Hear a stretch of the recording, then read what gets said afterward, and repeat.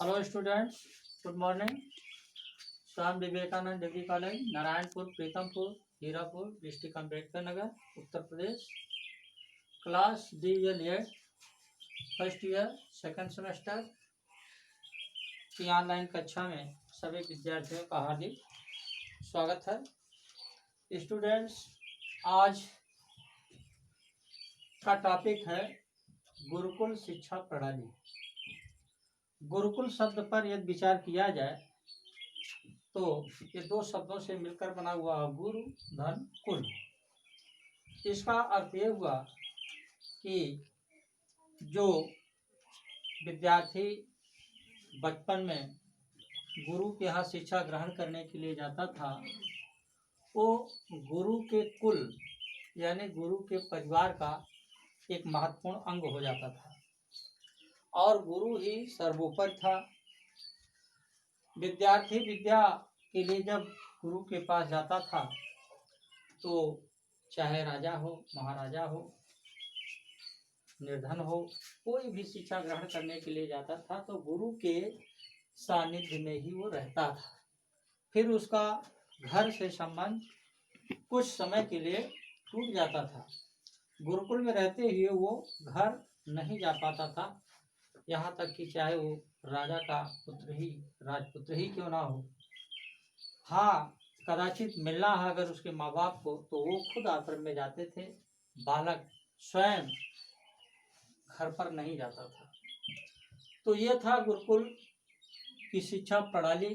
विद्यार्थी गुरु के सानिध्य में रह करके आश्रम में गुरु के पास रहता था, गुरु उसको वहीं पर शिक्षा देते थे। गुरु और शिष्य के बीच मधुर संबंध रहता था, दोनों एक दूसरे को प्रेम करते थे और विद्यार्थी का पहला धर्म था गुरु की सेवा करना। विद्यार्थी गुरु की सेवा करते थे और गुरु शिष्य के प्रति गूढ़ वात्सल्य भाव रखता था, अपने पुत्रों जैसा पुत्रवत स्नेह देता था अपने विद्यार्थियों को। जिस प्रकार पिता अपना धन, यश, ज्ञान सब कुछ पुत्रों को समर्पित कर देता है, अर्पित कर देता है, उसी प्रकार गुरु भी अपने शिष्य को अपना ज्ञान, अपना तप अपने शिष्य के लिए अर्पित कर देता है। बच्चों, ये गुरुकुल की शिक्षा प्रणाली थी। अब गुरु को ही सर्वोपरि माना गया है। शिष्य उसकी सानिध्य में बैठ करके उसकी छत्र छाया में गुरु की कही हुई बातों को कंठस्थ कर लेता था। उस समय ज्यादातर बातें गुरु जो कुछ भी कहते थे बच्चे उसको मनन करते थे, श्रवण करते थे और उसको कंठस्थ कर लेते थे, याद कर लेते थे। इस तरह से शिक्षा ग्रहण करने में उनको कई कई वर्ष लग जाते थे। वो गुरु के पास ही रहते थे और गुरु उनके प्रति मित्रवत व्यवहार रखता था, पुत्रवत व्यवहार रखता था। उसका कर्तव्य होता था कि छात्रों के शारीरिक, मानसिक, आध्यात्मिक विकास के प्रति गुरु सजग रहता था। जिस प्रकार पिता पुत्र की देख रेख में अपना जीवन समर्पित करता है, ठीक वही काम गुरुदेव का भी होता था, गुरुओं का भी होता था। पिता के समान गुरु भी छात्र के सुख दुख में शामिल रहता था। छात्र की हर समस्या को हल करना गुरु का पहला कर्तव्य था। गुरु छात्रों के दुर्गुणों को दूर करता था और उनके अंदर ज्ञान का प्रकाश करता था। ये था गुरुकुल की शिक्षा विधि, गुरुकुल की मान्यताएं, गुरुकुल में होने वाली शिक्षा। गुरु के प्रति शिष्य के भी कुछ महत्वपूर्ण कार्य थे जिन्हें शिष्य को निभाना पड़ता था।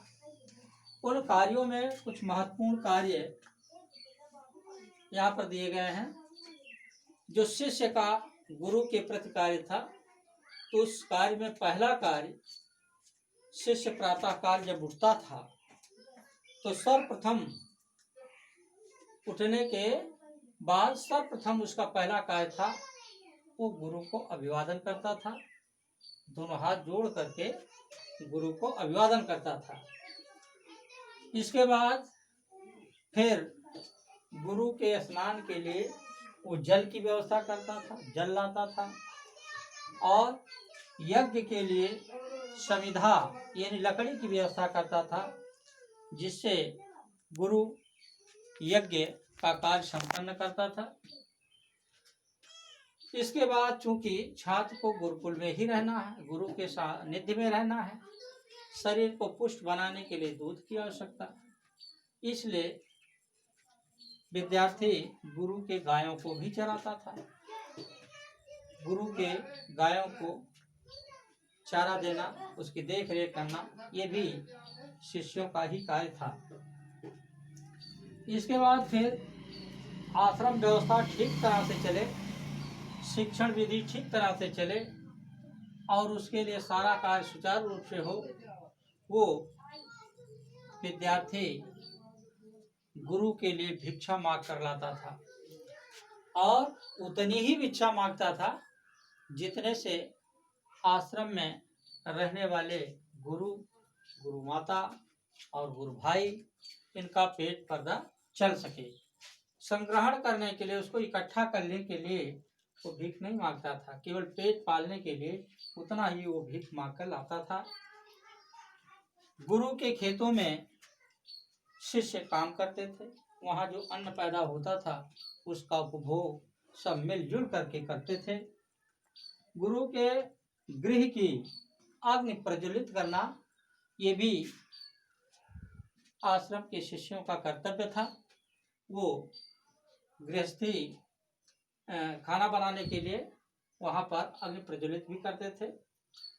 यानी इस तरह से हम देखते हैं कि गुरु के गृह की, उसके गृहस्थी के सभी छोटे मोटे कार्य करना इन विद्यार्थियों का कर्तव्य था, करना भी पड़ता था। गुरु की प्रत्येक आज्ञा का पालन करना शिष्य का धर्म था और गुरु के आदेशों का आजीवन उन्हें पालन करना पड़ता था। यानी गुरु ने जो उपदेश दे दिया उस उपदेश का आजीवन शिष्य को पालन करना पड़ता था। इस प्रकार से बहुत दिनों तक साथ साथ रहते रहते गुरु और शिष्य में बिल्कुल अपने परिवार जैसा मित्रवत स्नेहवत व्यवहार बन जाता था।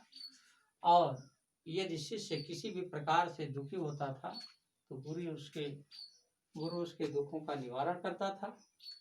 और इस तरह से ये गुरुकुल शिक्षा प्रणाली एक अत्यंत प्राचीन काल की शिक्षा प्रणाली थी और इसमें तमाम अच्छाइयाँ थी। आज की शिक्षा पद्धति में गुरुकुल शिक्षा प्रणाली के नियमों को, इनकी अच्छाइयों को वर्तमान शिक्षा प्रणाली में समाहित किया जाना चाहिए। वर्तमान शिक्षा प्रणाली में गुरु और शिष्य के बीच का जो संबंध था वो संबंध आज नहीं दिखता है, यदि दिखता भी है तो बहुत कम दिखता है। दोनों के बीच कड़वाहट का माहौल है, ऐसा नहीं होना चाहिए। हमारी शिक्षा व्यवस्था में गुरुकुल के नियमों को लाना चाहिए, गुरुकुल के नियमों का अच्छा सा पालन करना चाहिए।